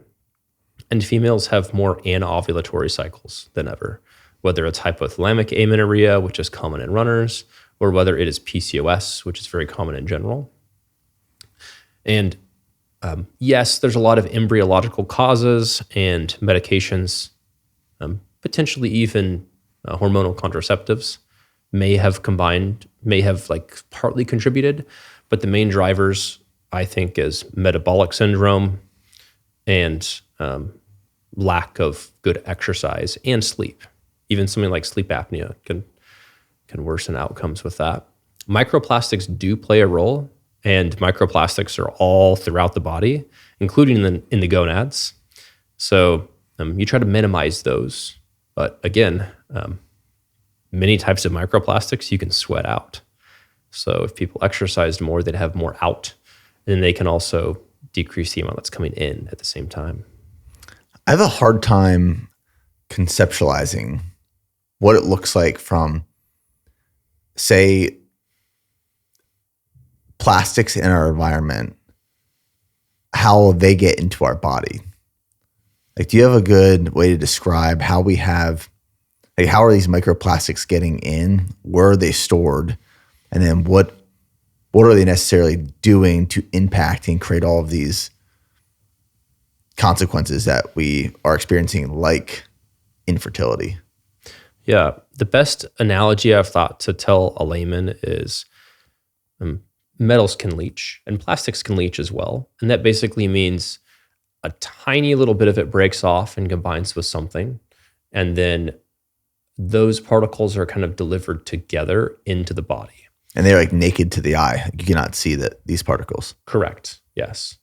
Although it is possible to, swallow something that has plastic in it and then it to continually leach off in the gut as well, or even get stuck in the gut. Something called a bezoar is where a bunch of, supplements or plastic bits or whatever else can get caught in the lining of the gut.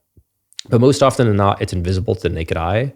And think of it as a tiny little piece of trash, essentially, because we don't need, for a lot of metals, including mercury and I believe cadmium, and also microplastics, we don't have any use for them in the body. We didn't have these plastics hundreds of years ago. So this is a new phenomenon. However, we did have metals hundreds of years ago. And in the body, there's little, basically trash cans within each cell. And we can fill up these trash cans, and a lot of times people feel worse when they do something like a chelation therapy because it releases a whole bunch of metal into the system that's previously in the trash can. Think of your body like a room, and it has 1,000 trash cans, and you take some of the trash out of every trash can, and it's just going through the hallways until it is eventually excreted in the urine and or stool. How are these therapies done? You can do IV therapies. You can take oral things that are chelators. And you can even do them for things that we need, like iron. So someone who has iron overload, you can do iron chelation. You can do copper chelation. And in general, it's not worth it because your body has ways to excrete this naturally, like sweat and urine and stool. And you want to make sure that your trash cans don't get to a point where they're overfull, and you want to have the amount in roughly equal to the amount out. And then you're not going to overflow and have organ dysfunction downstream to that. Is there any negatives to, it was called chelation therapy, you said? Is there any negative to us facilitating this type of body cleaning so that our bodies don't naturally have to do it? So if we keep doing these things to help our body rid of what they are trying to get rid of, does our body become trained to not even remove them at all because we are manually incorporating these processes and therapies to facilitate? Not that I know of. I don't think that it downregulates the natural detoxification measures within the body. In fact, a lot of different therapies. I actually have a toxin cleanse protocol. I'll post it on my website that I think has little to no downside because you want to make sure your glutathione is optimal, for example. I think that makes a lot of sense. But as far as an IV chelation therapy, one is for plastics, whether it's like taking an IV of a chelator or even just plasmapheresis, which is plasma exchange. How do you really know that that's necessary? And are the metals and plastics that are really causing the dysfunction, for example, the ones in your brain, are they really going to be able to like go through the bloodstream as you're getting plasma exchange? Are you going to have your plasma being exchanged 24/7? Probably not. And in general, if you're provoking metals, and in the future we'll be able to like provoke plastics and test them. Although the tests right now for microplastics, I believe, are very invalidated. I have not seen any like good validity corroboration for those tests. Usually it's about 5 times higher. So you have to test before the provoking and then after the provoking, and you expect it to be at least 5 times higher. And that's kind of a pain to do. I have occasionally done it in patients. But the plastics that are coming in are the most important thing to assess, in my opinion. For example, plastics coming from water, like almost every can, they don't leach very well. There is a paper that we pulled up, we talked about it on the Gillette Health podcast, that showed plastics from a plastic bottle of extra virgin olive oil had 1 million times as many microplastics as a plastic water bottle. Because the oil is more lipophilic, and presumably some sorts of plastics are leached into that oil-based substance much better than the water-based or aqueous solution. And I don't know if we can extrapolate that to every single oil-based solution or water-based solution, but personally, I am more careful. I used to have bottles of extra virgin olive oil that were plastic, probably got it from Aldi, and now I try to switch to all glass bottles for that. But for aqueous solutions, I don't worry about plastic. Yeah, I was just thinking about the olive oil we buy, and it's either in like a tin can typically. Oh, nice. Or a glass bottle. But there's this new olive oil that came on the market this past couple years. It's in the squeeze bottle. It says green. It's like Graza or something. It's in a plastic bottle, and I'm thinking we buy that, and now I'm thinking, okay, let's go back to the old school glass, uncool looking bottles.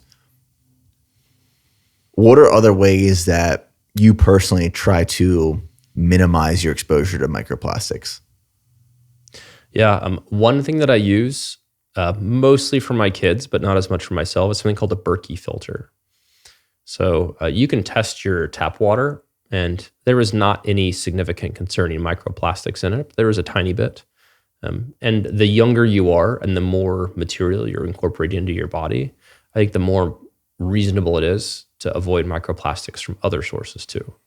So I try to mostly get my kids' water from Berkey filtered water.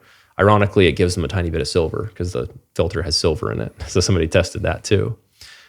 So everything within reason. But past that, I try not to consume food that's in plastic wrappers that has been reheated or deheated over and over again. And then I don't get hot, warm receipts and then smear them all over my hands before I eat. I wash my hands before I eat. Mm-hmm. So nothing particularly crazy. Do you think that goes back to one of the things that is blown out of proportion of these common health and fitness narratives that's pushed? A little bit, but I think microplastics is a pretty big concern for the majority of the population, partly just because people don't sweat and move enough. So, in the summer, for example, here in Texas, I'm going through a workout, I'm sweating like crazy. I'm running, I'm sweating like crazy. In the winter, it's not the case. I'm using the sauna more. Yeah. So we can excrete some of these microplastics in sweat, either through training or, say, a sauna. That's likely the case. I don't think we can say for sure at this point, but that is likely the case. A lot of the studies on this are called cohort studies. So you're basically taking two groups of people and then comparing them. For example, a group of people that have passed away that had dementia versus don't have dementia. The ones that had dementia had way more microplastics in their brain. Is that because the higher amount of microplastics in their brain caused them to have dementia? Or is it because they ate a ton of processed foods that just happened to be in plastic wrapping and lots of sugary beverages that happened to be in plastic containers? And they also did not sweat and exercise and move enough, because all of those things are also much more likely to lead to dementia or type 3 diabetes. So we don't really know the causation or correlation of that. But I think it's safe to say that incorporating sauna into your protocol is a reasonable way to attenuate negatives of plastics. I remember back in the day, we'd have like our Tupperware drawers in the house, and it was all plastic stuff. And growing up, it was all we did too. Plastic Tupperware. Now all of our meal prep containers are glass, which I will say makes it a whole lot harder to store. You can't stack metal or glass, I should say. But we stopped using, like those typical traditional black meal prep containers with the plastic clear lid on top. So I used to always prep all my food. Now we've moved to glass, and that's one of the changes we've made in our household. Mm-hmm. So outside of lack of sleep, microplastics, what else is affecting fertility? I heard this stat, and I might be way off, but it was something like in the next 50 years, the fertility rates are going to be, or I should say infertility rates are going to be skyrocketed, where essentially we can't reproduce in the next 50 to 100 years. How accurate would you say that is? I don't think that's extremely accurate, but I do think that the continuing trend of lower fecundity rates will happen. So fecundity rates are just, not just how many kids you have, but how early you can have them. Think of the movie Idiocracy, where someone with a very low IQ starts having kids when they're 18, and then the people with very high IQ, they don't have kids till they're in their 40s, or they try to have kids, but then they're infertile by that time. And age is a huge thing that affects fertility, not just chronologic age, but biologic age. So you see a lot of people that might be 20 years old, but they look like they're in their 30s. And it's not just from steroid use. That is actually one of the causes why a lot of younger males look very, very old, is because of very large amounts of steroid use. And sun damage is another one, and lack of sleep. But generally, for people who are metabolically healthy, and that usually means they have a good diet and they're pretty active, and they're relatively young, under the age of 35, almost all of those individuals have very good rates of fertility. So what other environmental factors can we kind of be aware of and try to reduce or minimize that we're currently being exposed to that could kind of influence some of these fertility rates? Heat damage to the testes is an important one. So the testicles are obviously not in the body like the ovaries. They can be damaged by heat. And on the Gillette Health podcast, I've talked about my varicocele and kind of my journey looking into that. I basically didn't do anything for it, even though I could tell my testicles were atrophying, until after I had a couple kids and I was already in my, I guess, mid-30s, early to mid-30s. And then finally I decided to do HCG, which I was very happy about. But, they tell you if you have one varicocele and atrophied testes, if not two of them, then your fertility is terrible. So what is a varicocele? Varicocele is varicose veins that basically cause heat damage to the testicles. About 1/3 of males have them. I'm working on a podcast specifically on varicocele. Most people just have a very mild one on the left side that have it. And about 1 in 3 males does have a varicose vein. It kind of feels like if you're bearing down, like let's say you've had a hard workout and you've been standing up all day, it kind of feels like excess veins, worm-like veins on the scrotum. But that's definitely associated with infertility. And a lot of people get them fixed, either a coil or ligation, which is like a suture from a urologist, in order to regain fertility. And fortunately, I didn't have to do that. But I remember before our first kid saying, oh yeah, there's, I not just have one varicocele, like it's affecting both sides. It's a pretty significant amount of heat damage. I did everything that I could to avoid it, like hot tubs and jacuzzis, and I didn't wear any tight clothing, so I wore nice loose-fitting clothing, especially at night. And I've tried every single ones of the varicocele underwears that basically have cooling built in. Mm-hmm. Haven't liked any of them so far. So, but I could be wrong. Maybe I haven't tried them in a couple of years. But anyway, fortunately, I was healthy, and I don't know if I was young. I was in my, my 30s, but fortunately, no issues conceiving. But after the second one, I noticed that I was also sleeping worse. And I don't think I ever had a testosterone above 400 other than while I was on finasteride. But not to go too deep into my health, I've talked about that on my podcast quite a bit. But basically, I was glad that I did HCG, even though it was not needed for fertility. And a lot of people, regardless of what their ability to be fertile is, I think if they are worried about it, just like checking a testosterone and your vitamins and nutrients in your 20s, I wish I had checked my sperm count in my 20s, maybe my early 20s, but later 20s is better than nothing. So even from my perspective as someone super interested in health optimization, I could have been much more proactive looking into this.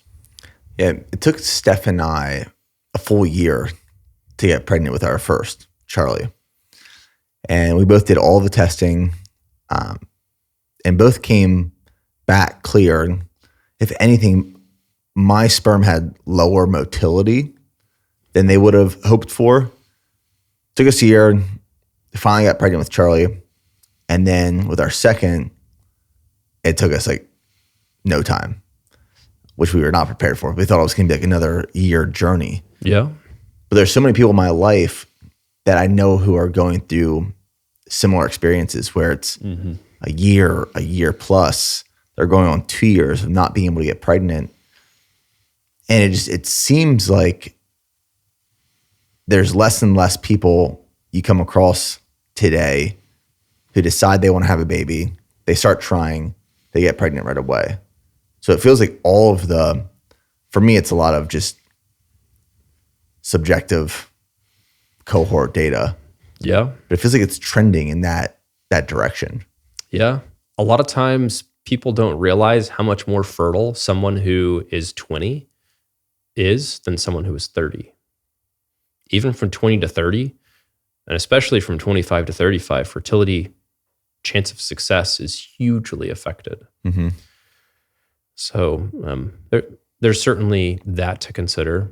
But yeah, I'm a fan of testing. For example, for low motility, I like to recommend L-carnitine, which I guess is technically a peptide, but it's just a 2 amino acid peptide and has, decent evidence, especially anecdotally, but it has decent evidence that it improves motility of sperm. So small adjustments like that can make a decent difference, but I don't really see infertility specialists other than rare exceptions like Dr. Fantas, who we've had on the podcast, dive into things that you can do other than IVF. People just skip to IVF. And frankly, that I wish that they didn't, because it's very expensive. And I know that the government has said that they're going to improve affordable access to IVF soon, but usually IVF isn't needed. Mm-hmm. I have helped feed my family in large part due to patients seeking out my care for fertility, and have helped a lot of people, males and females, with infertility. I've learned a lot about the female body and hormone system by being married to Steph, and then going through our journey of one is being married, but having kids. And the one thing she has done a really good job at is just educating herself, and then working with professionals like yourself to learn more. Mm-hmm. When we first started trying to have kids, and we were unsuccessful for those first couple of months, I mean, she really did the research. And I think one of the things that we've realized after talking to other couples is, like, some women just don't track their cycle as closely as Steph tracked hers, where she knew exactly when she was ovulating, when we had to try. Like, she had it dialed in to the day, so that it wasn't just throwing a dart at a dartboard hoping that she was ovulating in that period. Like, Steph knew exactly when. So she did a really good job at removing all of the variables that we could control prior to exploring other options.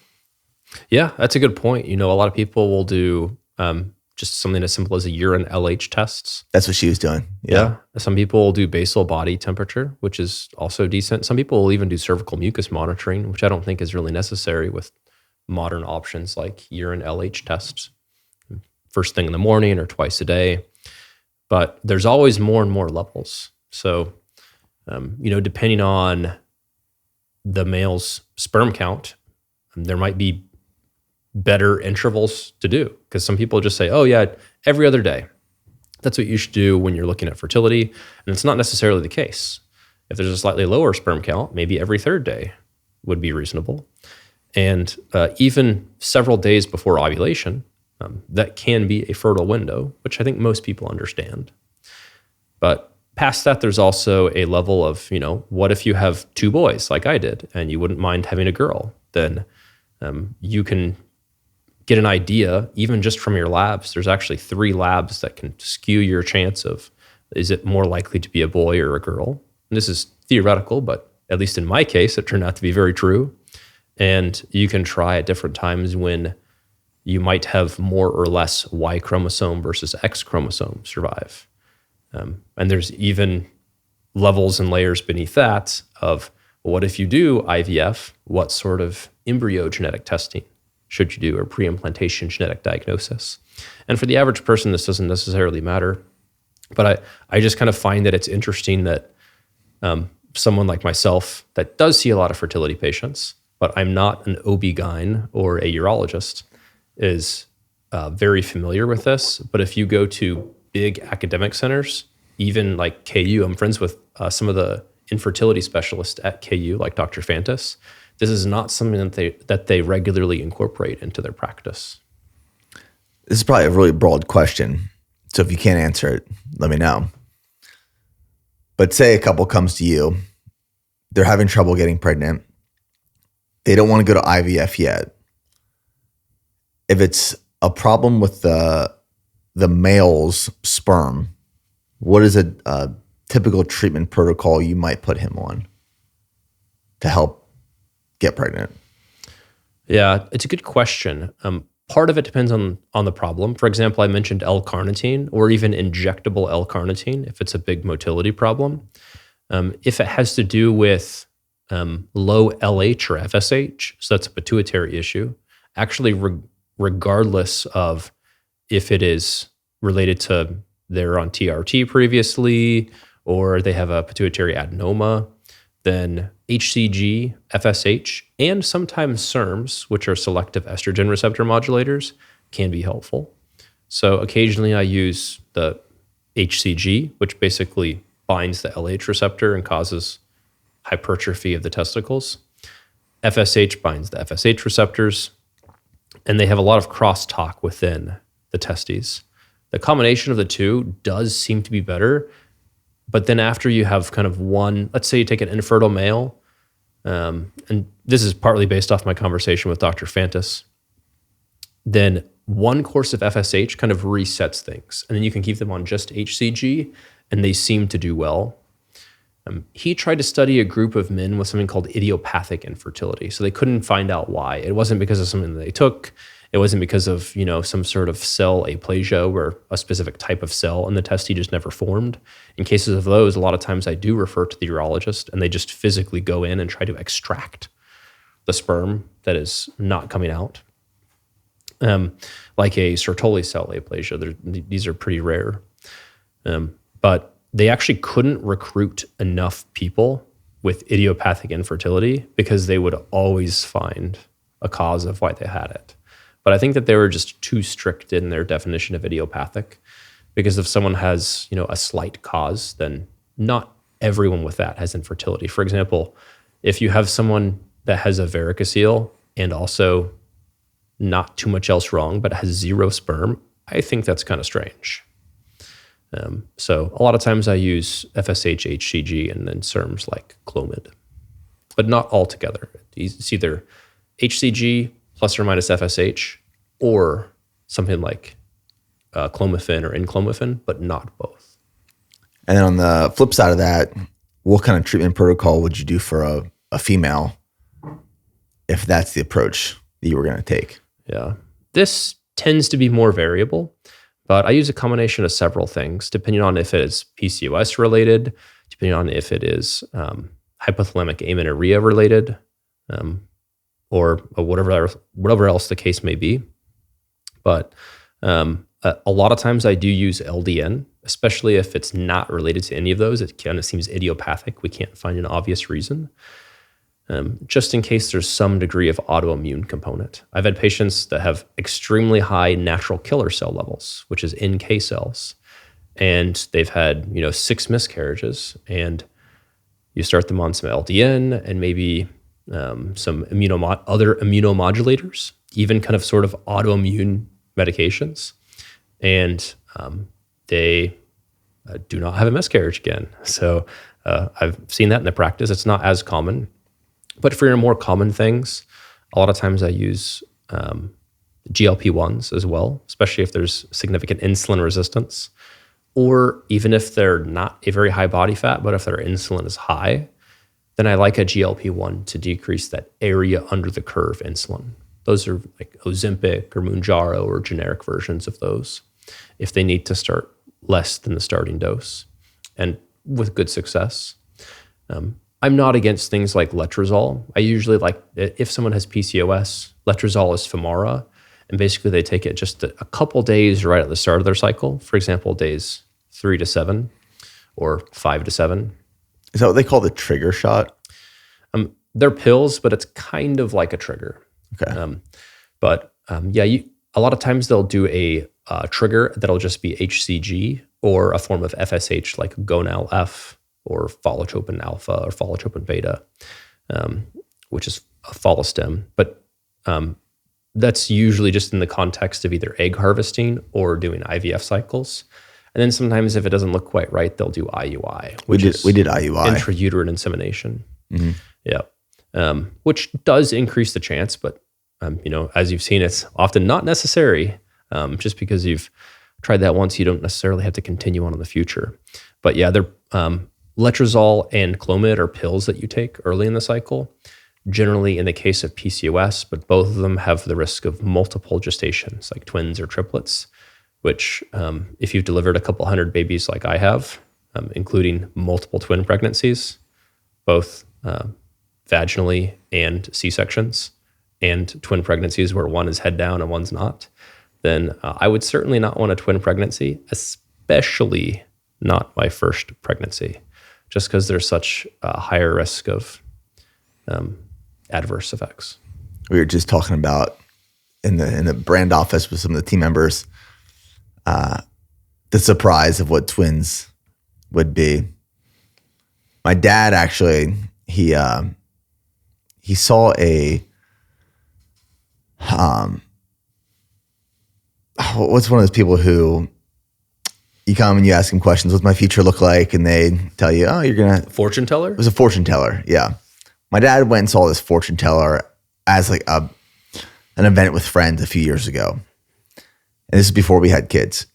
And this fortune teller told my dad, or a psychic, I guess you would say, told my dad that I, his oldest son, would have a daughter first, a son second, and then we'd go for our third and we'd have twins. Ooh.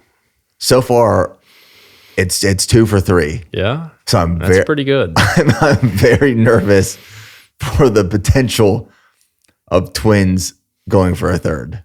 Yeah, that could definitely be a bit of a self-fulfilling prophecy. Yeah. Yeah. Fraternal twins do seem to be related to maternal inheritance. So passing down the female line, if people tend to have fraternal twins, not identical, then there is a slightly higher risk. There's also a higher risk of twins as age increases. So you are technically at higher risk of twins now than before. It's like a double-edged sword. Like have kids later on and have twins on top of it.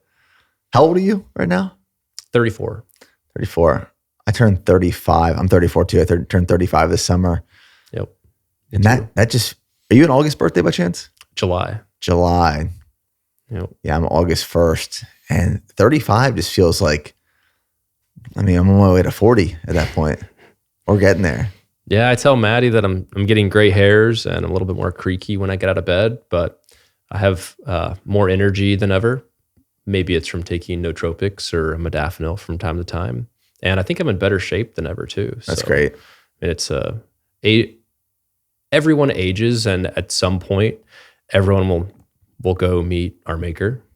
But it's certainly easier to age gracefully and then prevent age-related decline than to age a whole bunch and then try to get back by reverse aging. It doesn't really work that well, other than just manipulating your lab tests to make your biologic age look lower.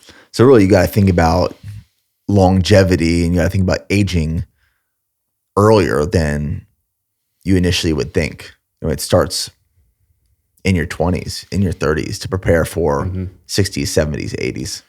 Have you seen the studies on how many brain cells a parent loses each kid they have? No, but I believe it's compared significant. to not having a kid. Yeah. I believe it. Unfortunately, it is. So yeah, it's a particularly important time. That's one of the topics that I was trying to think on how to make a video or a discussion about this is you think about your biohackers, they're almost all young people that don't have kids or people who their kids are grown and they've done well in business or whatnot, and they have excess funds, and people like nice things, and even my clinic is considered a luxury good or service. It just is. But the most important time to biohack is when you have no time to biohack. So actual biohacking is doing your lifestyle pillars, your diet, your exercise, and your sleep. And you're not taking it from 95% to 130%. You're just getting by on 90% or even 80% when it would be 40% otherwise. Yeah. Because it'd be very easy for me. Right now, I'd probably consider myself to be 80% or 90%. But it'd be very easy to be at even 30 or 20 and just to be absolutely drowning. I see people do that all the time where they go into this chapter of life like we're in right now with young kids and growing businesses. And it's very easy to stop doing the things that make us feel better because they feel like it's extra or it is luxury. So while we throw all that out the window, we go down to operating at 20, 30%. And of course we feel horrible. Of course we're tired. Of course we don't have energy to go and train. But I take the time, and I'm sure you do as well, to, even when I don't feel like I have the time, to prep my meals, to train, to do my sauna sessions, to stay hydrated throughout the day, to take some time for myself. Like the things that I'm doing and making time for allow me to operate at a higher optimization. And it might feel like unnecessary work, but it actually has this compounding ability to allow us to achieve more and then have greater outcomes in the future. Yeah, the social health component is difficult too, especially with your spouse. It's like just having 3 kids under the age of 5 and both of us trying to emphasize healthy diet and exercise and sleep. Well, less unhealthy sleep. It's easy to kind of friendly fire with each other to where, it's your collective well-being. It's not necessarily one person has to get and maybe with you, it's a bit different since you're kind of a professional athlete, but you want, you and your spouse both to have a somewhat good lifestyle habit because that sets in. And at least for us, that's one of the few things that we share in common. Men and women usually have different hobbies if people haven't realized that. Yeah. Other than raising kids, I think it's really important to have at least one thing, whether that's your fitness and training or your love of a good diet in common. Yeah, I mean, Steph and I split everything 50-50 in terms we both are super passionate about healthy eating and working out daily, moving our bodies, but also being involved with the kids. Yep. So the other night, we just got through this, we're still kind of in it, this sleep regression with our oldest, Charlie. And she's having trouble going to sleep. And then in the middle of the night, she'll wake up screaming for one of us. One of us ends up sleeping on the floor next to her crib. It's been like this for the last couple of weeks.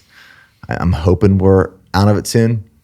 But the other morning, I was walking into the kitchen from Charlie's room. Steph was walking into the kitchen from our room because that was one of the nights I slept on the floor. And we just stopped and we shook hands. We said, "Hi, nice to meet you." It's like, when have we seen each other last? Yeah. That's hilarious. Yeah, I love that. It is important to split things up like that. Yeah, we certainly did that more often with our first, where I also did a lot of the nighttime bottle feeds. But with these last 2, I don't think I've done a single nighttime bottle feed. It's tough. But yeah, no, and with sleep stuff, we've tried many different methods, and actually for different kids, different methods worked better. Because there's definitely going to be commenters that are telling you how you should tweak your method or whatnot. Oh, I've gotten all the advice. So that's why I'm very cautious to share anything we're going through with our kids because there's always an answer. That being said, please comment below. It's good for the algorithm. What we should be doing with our kids. Absolutely, yeah. And we've tried it. And we're still searching for the answer. But Dr. Gillette, really appreciate you coming on and sharing all the insights. Really appreciate the help that you provide me and my family. It's a tremendous reassurance that we're just doing the best we can to optimize our health, our performance, take care of our families, and we're very grateful for you and your team. Thank you.